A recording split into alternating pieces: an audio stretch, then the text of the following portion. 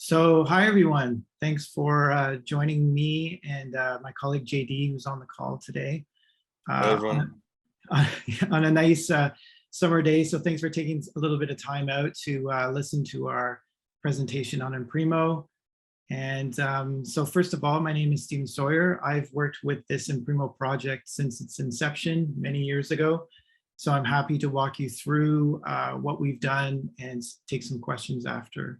Also on the call is my colleague, JD. He's the Chief Revenue Officer that joined us 6 months ago to help grow this project and take it to the next level. When I get to the end of the talk, I'll be talking about that kind of stuff. So maybe what I'll do now is share my screen and take you through a little bit of a presentation, some slides, and then after that, I'm going to get into a demo. Okay, JD, can you see my screen? Yep. Okay, perfect. So yeah, as I was saying, this is me. I'm the lead design researcher and business analyst on the Imprimo project. I spent a lot of time talking to artists like yourself and get the feedback and the insights to develop the feature sets that you're going to be seeing. When we build out Imprimo, it was very much a co-creation with artists and galleries. So we hope you like what you see when we go through it. So first of all, I'm going to go through some slides and do a bit of an introduction and background on Imprimo, take you through where we started with this project and the thinking, and then where we've come today. Then I'll get out of these slides and get to the fun part where I'm going to go through a demo and take you through how it works and some of the things that you could do to make Imprimo work best for you. And then this should all take about half an hour to 40 minutes of me talking, and then we should leave about 20 minutes or so at the end to take all your questions. So I've muted everybody right now just so that you have a clear listening of my voice as we go through this. You can write in questions in the chat as I go along, and we can address them at the end.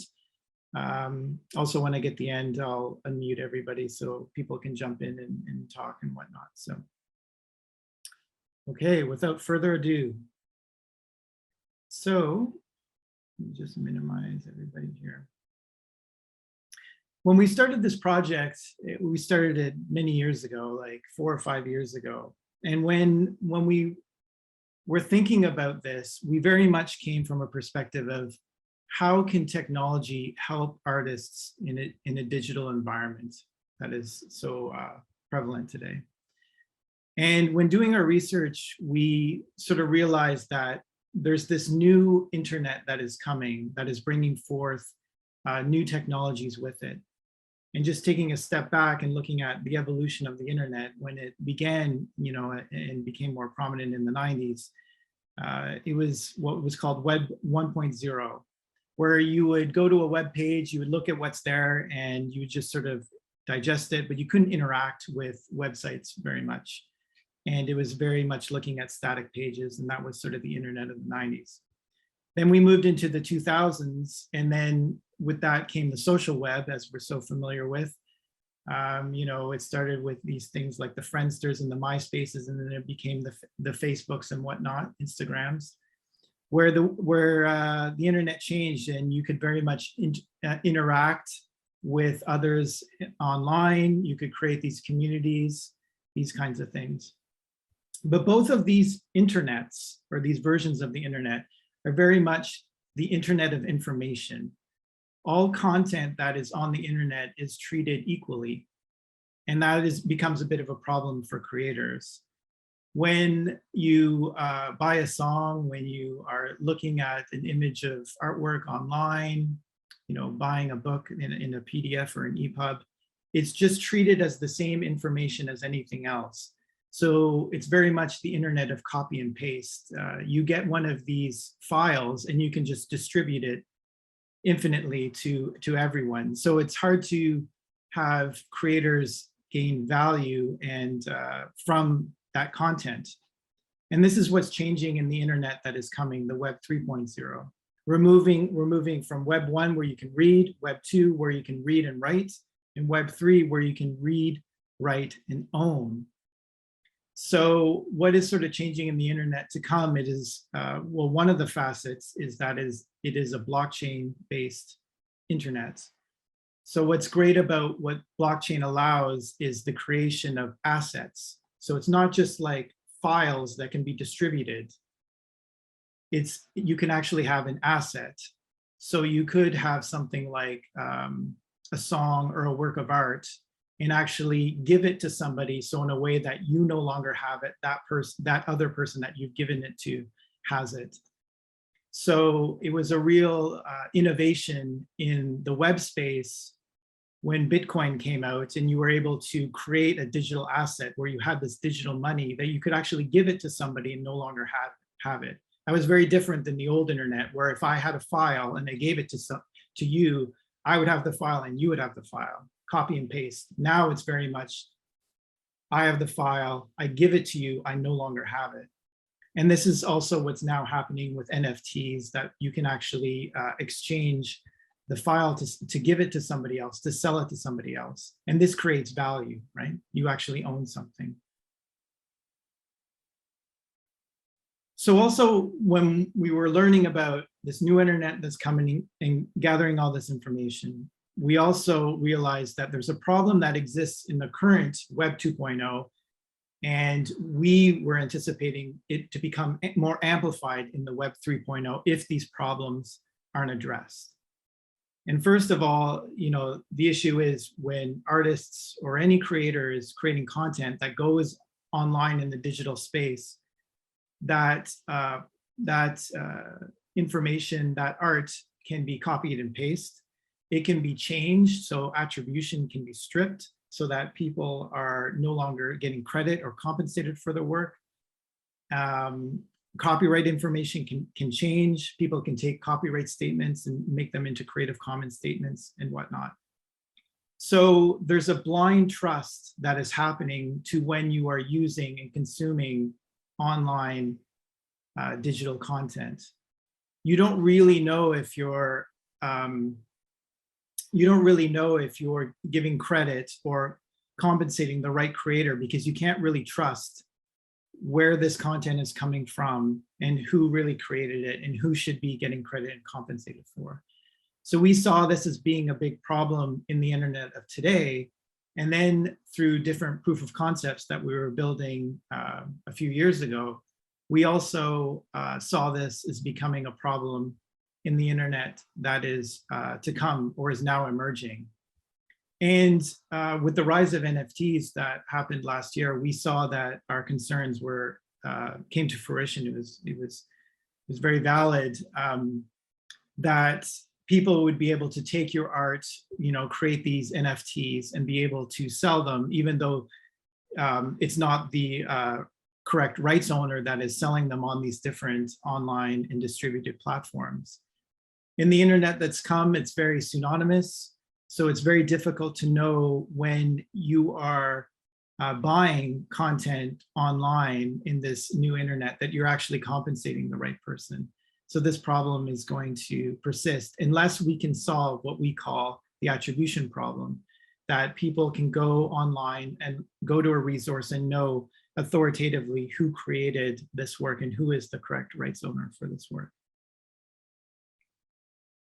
So knowing all this, knowing these problems that exist today and having belief and then actually having these concerns that are now coming about being actually true, that we do read all these news articles that people are taking other people's art, making an NFT out of it and then selling it on these platforms, that this is actually happening, what we were concerned about. We knew that we needed to have certain ingredients in a platform that we wanted to build to help solve these problems. So first of all, we needed to verify the creator's identity. So in Imprimo, what you're going to see is when people come onto our platform and after they registered, they need to verify who they actually are, so that when they are making claims and uploading works on our platform, that the users and the people that come to the platform looking for this information actually know that it's the correct artist that's linked to the correct work. We need to know the origin of the work in a verified manner, information provided by the authorized parties. So as these artists are coming on Imprimo and they are uploading works, they are providing the metadata, they are making the claims to the work, that we know that these are coming from the authorized party that is doing so. And having these two elements together, we're creating a connection between the creator and the work in a very reliable fashion. All the information and the work history about the rights ownership is known for the work. And of course, because we are doing this for all of Canada, we are presenting a platform that is in both English and French. To build out Imprimo, we didn't build this on our own. We got a coalition together of different organizations that are very concerned about copyright and advocating for artists in the Canadian community. So we are part of an innovation lab called Prescient Innovations that comes out of a copyright collective called Access Copyright that does most of its work in the publishing sector, but we do distribute royalties on to artists through Copyright Visual Arts, our sister organization.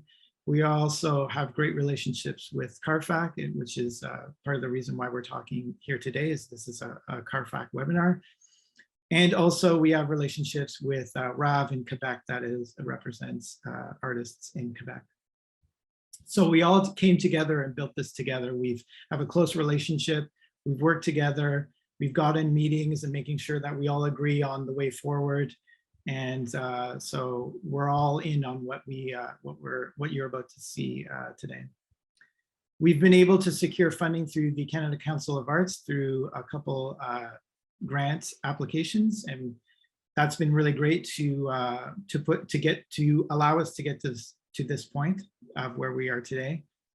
And then moving forward, we're continuing to apply for grant applications to continue to build out on our roadmap.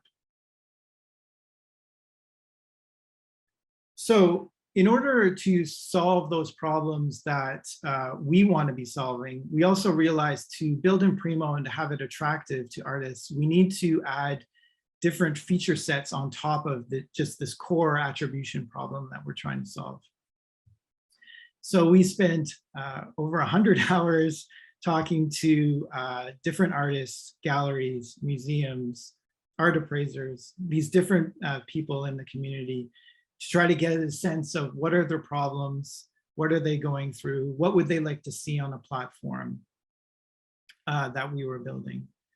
And we realized that there's a few core components that came out. When talking to people, especially gallerists, what came out is that if people viewing the art, if the consumers, if the patrons of the art in the art galleries have an understanding and a context around the story, around the work, the history of the work, the context, that generates infinitely more interest in the work. So we saw that as a gap missing in the different platforms that were existing today. And we really wanted to build out a platform that allowed artists to tell the story of themselves and the artwork. And when I get to the demo, I think that'll be very apparent. When talking to different artists in Canada, especially those that are more established, they were very much looking for a platform where they could manage their portfolio and catalog of works. That kind of collections management is what they were looking for, and a Canadian solution to do that. And we've built that out for those established artists that were asking for that. Also, when talking to more emerging artists, they weren't so concerned about these attribution problems or copyright issues, because they're sort of at the point in their career where people aren't really ripping off their stuff, they're just being discovered. So they are looking for features for just that, a way to engage and find a new audience. So these are people that are often coming out of their master's degree. They know that they have the talent. This is the life that they want to commit to. This is their career. They know they want to do this. They just are asking and knowing, I just need a way to find that audience. And with Imprimo, we're hoping to help meet that need. Okay, so at this point, I'm going to get into the demo here. So I'm just going to end the slideshow and go over here and show you what our homepage looks like on Imprimo.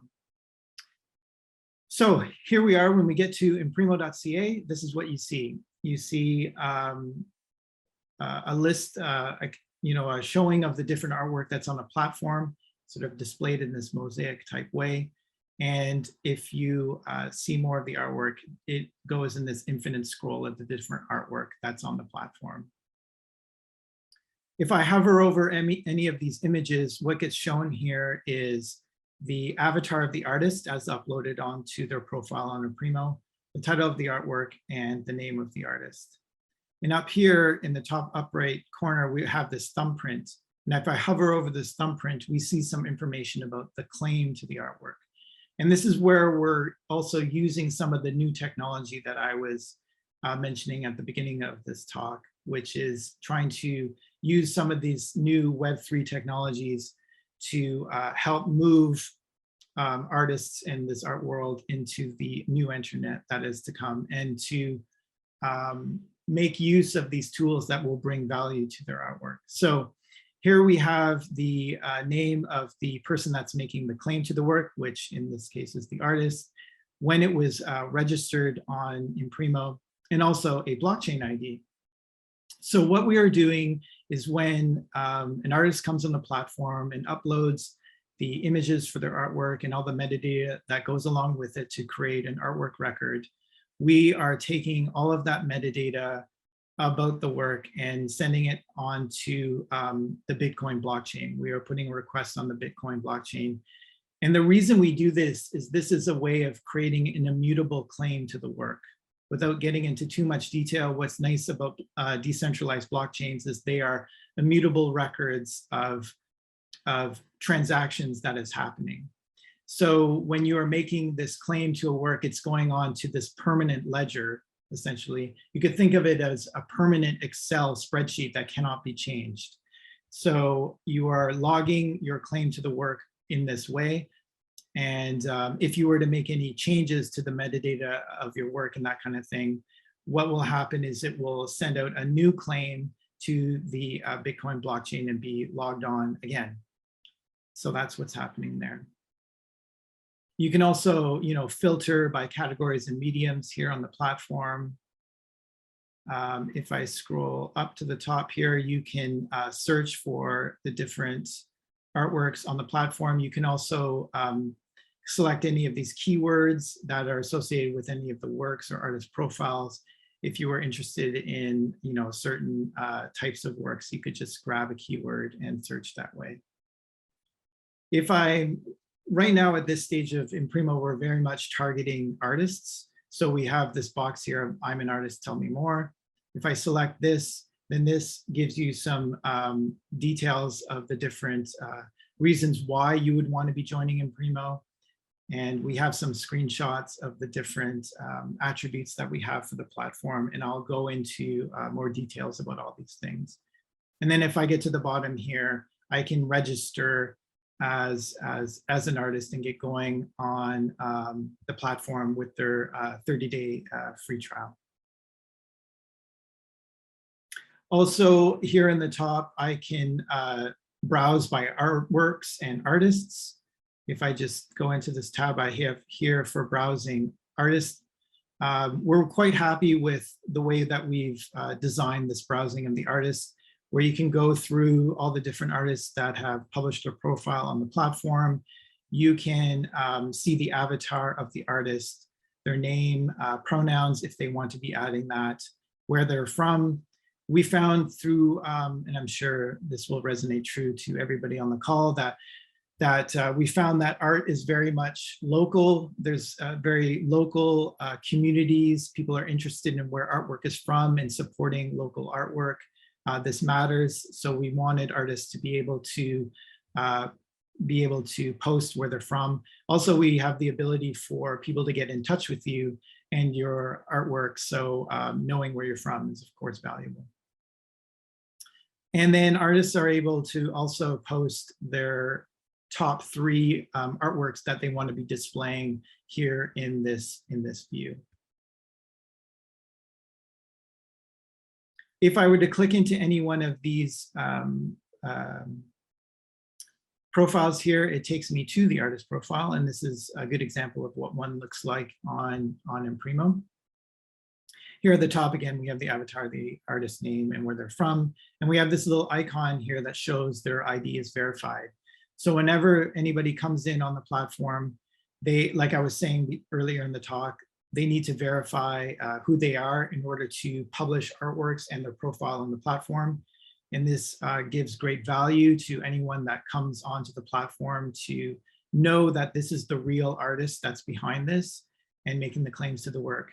In other platforms that exist online, they don't have this. So when you come, you're always left with the question, is this the real artist that's doing all this stuff behind the scenes? Well, in this case, you don't need to worry about that because we verify the ID. Below that, we have an introductory sentence, sort of introducing anybody that comes to this profile about who this artist is. We really recommend artists to make good use of this area because it's what people will see when they come onto the platform. And if you don't put anything here, it leaves a little bit of a blank space, which isn't very nice. So it's nice to have something here to engage audiences. You're able to put a cover photo where you can show yourself in the studio, or, you know, in this case, somebody here beside their paintings to sort of give an idea of your personality and who you are. Also up here in the top right hand, I want to also just flag that anybody who comes to this public site of the profile is able to share on their socials this profile and any of the artworks. So if I liked what I see, I could share on Twitter, I could share in an email, you know, this kind of thing. And the person on the other end would be able to follow a link and come to this profile here. Below that, we have the biography of the artist, so people can view that and get the details about the artist. We have some keywords as a way of helping define the artist in their career. This also helps somebody to be searched. So if anybody were to search these keywords, this profile would come up in the search results. The artist is able to link their website link in any of their socials. So anybody who comes here and wants to look at somebody's YouTube or Instagram and whatnot, is able to follow these links and go there. You can also contact the representative or the artist directly, depending how the artist sets this up in their profile. So you can send a note and the artist or the artist representative, their dealer or gallerist, depending how they set it up, will receive this note for any inquiries for the artist. So this is the profile section. If I go over to the CV, what we have here is the artist CV. It's organized into different categories. The artist in their profile can organize these categories however they want. If I come up into the all section, I can just see everything that's part of this artist CV. What we found and heard when looking at artist websites is often they either have a CV that's very static in the HTML of embedded in a website, or you download a PDF, you know, which is functional, but maybe a little bit boring. So what we've done here is what we call the living CV, and it's much more engaging, where if I click on any of these events through this plus sign and bring down, I'm able to see much more information about these different CV events. In this case, it's a solo exhibition.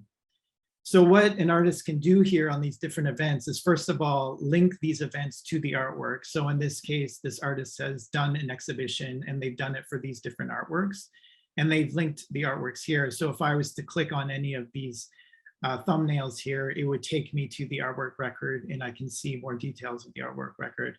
And I'll get into the artwork records in a little bit. Below that, we also have the different images, and it could be more than images. You could upload videos and other supporting documents for the for the exhibition that is happening here. So people can come here and see the different photos for the exhibition, which is very engaging. And then below that, the artist has put a description here. So there's sort of two jobs that's happening here when the artist comes in and puts in the supporting documentation for their exhibition or artwork. First of all, it tells the story of the artist's career and the artist's artwork, which again, coming back to that slide I was showing before, telling the story of your artwork and your career generates more interest and engagement. So we wanted to allow artists to tell the story. The other thing is in telling the story and providing these different files, the images, the videos, the documents, it provides evidence to support the claim to the different artworks and the CV events that are happening on the system. So when a viewer comes in here and looks at this, they can rest assured that this is the actual artist that is making the claims that they actually exhibited at this place, because they've provided this kind of evidence here. So that's the CV section. Lastly, here we have the artworks. So this is the catalog of artworks specifically for this artist. You can scroll through and click into any one of these to see the artwork details for this. You can also, again, filter by the different categories and mediums as created by the artist here. You can also filter by these different typical ways, alphabetically, most recent, oldest, this kind of thing. If I click into any one of these, like I was saying, you're able to get to the artwork record. And here's an example, a good example of, and a full example of an artwork record. So we have the artist, the title. Again, you can share this artwork record via social media or email. And then below that, we have the images associated with this artwork record. You can, or you have a primary image that's shown here, but you can also link subsequent images to the artwork record. So artists may do this, and this is a good example here where this is a larger piece. So you could have these different images showing the details as part of it. Also with things like sculptures, you might want to have more than one view of the sculpture. So you can upload that here, and then the viewer can scroll through. Again, we have the thumbprint here that shows the blockchain information. Below that, we have more typical metadata about the artwork, keywords, description, when it was made, the dimensions, this kind of thing. And then below that, we have something that is very interesting and different, is we have what we call internally the creation process, the process as it's defined here, where the artist can tell the story about how the work was made and what influenced them. So again, this provides more engagement into the piece, that people understand more of the context and the history behind the work. And then also it provides evidence that the artist actually made this work when they can upload video, images, description, as the artist has done here. And if I close this, I come down to the bottom part of the artwork, which we call the artwork timeline, which is essentially the provenance of the artwork.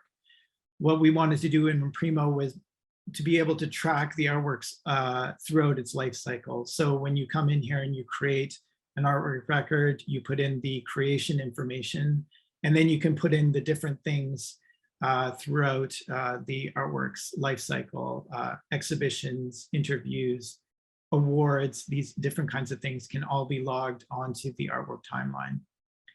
And if I pull down here, I can see, similar to the CV, I can see the different details about this solo exhibition. So I could view this on the CV side, or I could be viewing it as part of the artwork timeline. And here the artist has uploaded an actual video here that you can view here on Imprimo, or be linked out to Vimeo or YouTube, depending on the video. We have supporting documents and some images here supporting the claim to the work and giving more interest into the solo exhibition. So the way that it works, because we've heard from artists that coming into a platform like this, if they've done it on other similar platforms, where you come in and you're uploading information, that it's quite a bit of work.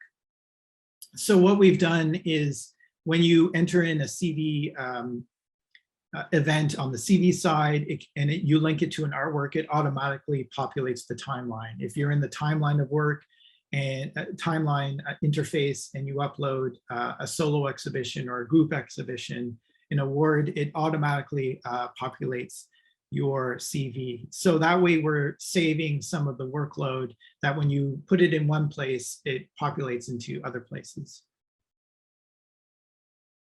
If I come to the bottom here, we have the artist's information. We have the avatar again, the artist's name, where they're from, some information about who's making the claim and the copyright data. We also have over here the permissions available for the artwork. So when viewing here, you can see like it's available for an exhibition. So if you were a gallerist, you might want to get in touch with the artist here to do that kind of thing. And you can click on the link here that opens up this modal where you can type in information to get in touch with the artist or the representative for whatever. Also at the bottom here, you can click on this link that will open up your email if you want to dispute the claim. So we wanted to allow the ability for people that if they thought that fraudulent claims were being made on Imprimo, that they could contact us to dispute the claim. So again, you'll open up your email, you'll send us an email, and then we can begin the process of the dispute there. Just on top of that, we have what's called a digital signature. So again, this is bringing in some of the newer technologies that are linked to the Web 3.0. And what is actually happening behind the scenes is every time you are making a claim to the artwork, what is created is this cryptographic signature that gets sent with the artwork metadata and is hashed on the blockchain. What is happening, and the reason why we do this is a way of linking your profile and the claim that's happening on Imprimo to the information that is being logged on the blockchain. So that's the reason for this digital signature. It can be a little bit heavy for some people. This isn't necessarily information, or this isn't necessarily a way of doing things that people are very familiar with. So we're sort of handling that behind the scenes. So if you're not really interested in this and you don't want to engage with this, you don't really have to. But if you are interested in this, what you can do is you can take the digital signature, you can take and download the metadata of the work, what's called the artist public key. And you can go on to different applications on the internet and plug in this information to actually verify that this digital signature is legit and working. So I think I'll stop there. So that's the artwork record. I just want to sign in here.